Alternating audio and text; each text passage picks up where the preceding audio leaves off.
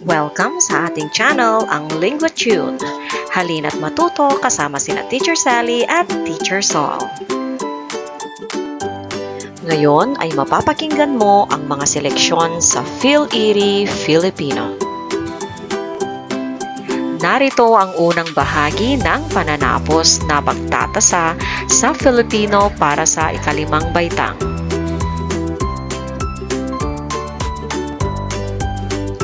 Bakit nga ba bumabaha? Ano ang sanhi nito? Alamin natin sa seleksyon. Ang pamagat ng ating seleksyon ay iligtas ang kapaligiran. Dumaan ang habagat sa Luzon. Nagdulot ito ng pinsala sa tao. Maraming lugar sa Maynila, Pampanga, Quezon at Aurora ang lumubog sa baha. Nagmistulang malaking karagatan ang mga ito. Lumutang din at natangay ng baha ang tambak na basura. Malaking halaga ang nawala sa libo-libong mamamayan. Maraming pananim ang nasira sanhi ng malakas at patuloy na pag-ulan. Marami ring buhay ang nakitil. Nasira ang mga bahay, tulay at malalaking gusali. Isang dahilan nito ay ang pagguho ng lupa o landslide.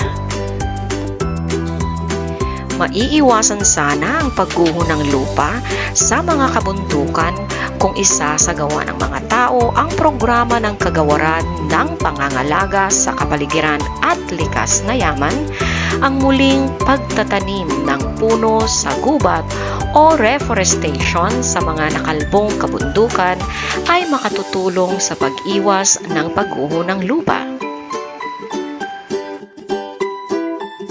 Malaki ang magagawa nating mga kabataan. Iwasan natin ang paggamit ng mga plastik at ang pagtatapon ng basura kung saan-saan. Mag-umpisa tayong maglinis ng paligid at magtanim ng mga puno sa mga bakanteng lupa ng ating bakuran. Gawin itong luntian upang maging maganda ang kapaligiran. Mga tanong.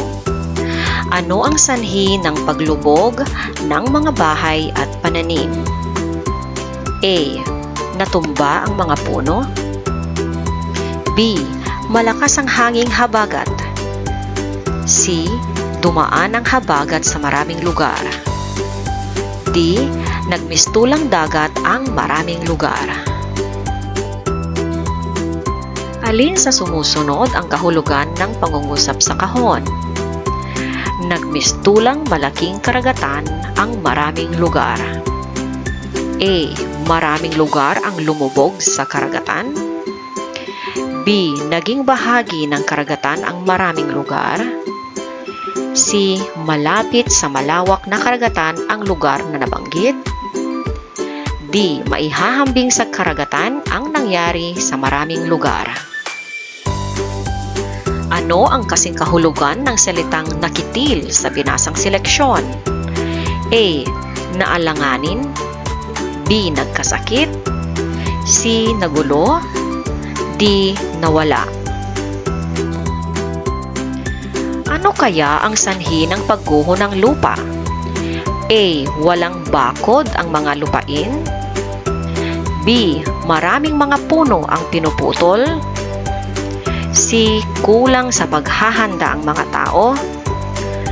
D. Hindi agad nasabi ang pagdating ng habagat. Bakit kailangang alagaan ang kapaligiran? Kailangang alagaan ang kapaligiran upang A. Maiwasan ang habagat. B. Maiwasan ang pagbabaha. C. Makatulong sa komunidad. D. Maitayo ang nasirang mga bahay. Ano ang pangunahing ideya na tinalakay sa seleksyon? Tinalakay sa seleksyon ang A. Sanhi ng habagat. B. Mga tinamaan ng habagat. C. Pangangalaga sa habagat. D. Habagat at ang mga dulot nito. Ano ang ginamit ng may akda upang ipaabot ang mensahe nito? A. Tinalakay ang bunga at solusyon ng paksa. B. Ibinigay ang mga problema tungkol sa paksa. C. Inilahad ang pagkakasunod-sunod ng mga pangyayari. D. Gumamit ng maraming halimbawa sa buong seleksyon.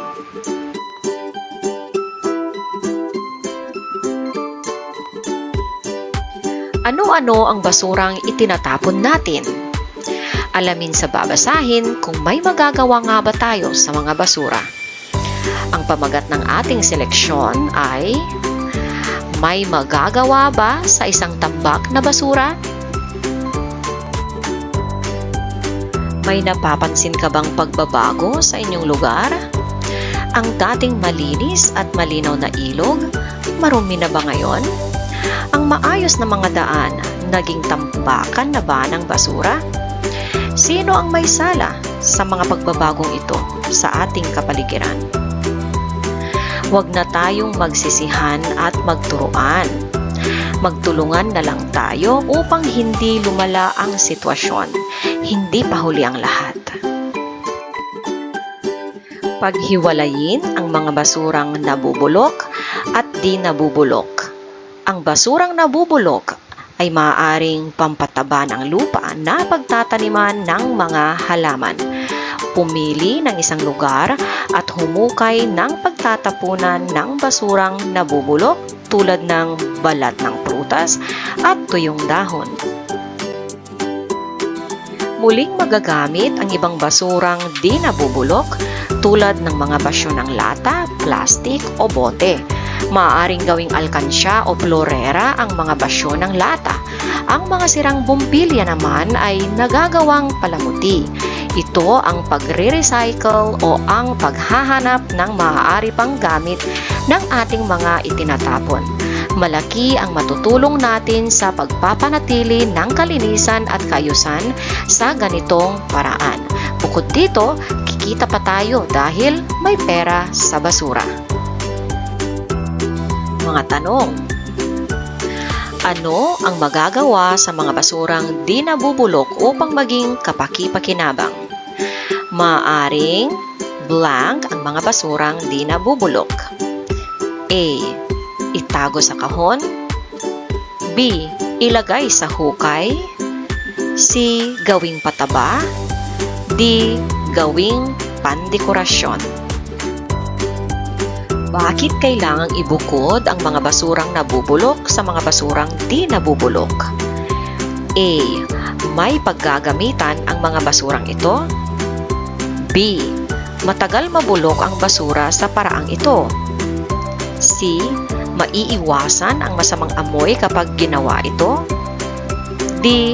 Makagagawa ng pataba sa di nabubulok na basura. Alin sa sumusunod ang kahulugan ng may sala sa pangungusap sa kahon? Sino ang may sala sa hindi magandang pagbabago sa ating kapaligiran? A. Sumali. B. Nagsimula. C. Sumuporta. O D. May kagagawan. Ano ang ibig sabihin ng may pera sa basura? A. Maaaring makakuha ng pera sa basura. B. Magkakapera kapag pinaghiwalay ang basura. C. Maaaring pagkakitaan ng pera ang mga basura. D. Makapagtitipid kapag alam ang pagtapon sa basura. Ano ang pangunahing ideya na tinalakay sa seleksyon? Tinalakay sa seleksyon ang A. Sanhi ng pagbabago. B. Bunga ng maraming basura. C. Maaaring gawin sa mga basura. D. Pakinabang sa nabubulok na basura. Ano ang ginamit ng may akda upang ipaabot ang mensahe nito? A. Tinalakay ang mga sanhi ng pagtambak ng basura. B. Maingat na inilarawan ang kalagayan ng kapaligiran. C. Isinalaysay ang pagkakasunod-sunod ng mga pangyayari. D. Malinaw na isinaad ang suliranin at solusyon sa seleksyon. Alin kaya sa sumusunod ang hindi magiging bunga kapag tayo ay nag-recycle? A. Magkakaroon tayo ng pagkakakitaan. B. Mababawasan ang suliranin sa basura. C. Lilinis at gaganda ang ating kapaligiran. D. Maaaring patuloy na dumami ang basura. Salamat sa panunood. Huwag kalimutang mag-like, mag-comment, mag-share at mag-subscribe. Kita-kita tayo ulit sa ikalawang bahagi ng videong ito. Paalam!